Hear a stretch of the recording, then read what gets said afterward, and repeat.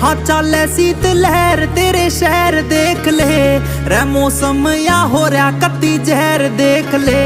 तू काट के रजाई मैं ते पैर देख ले, कोई बहाना ला के आ सके जे बहर देख ले।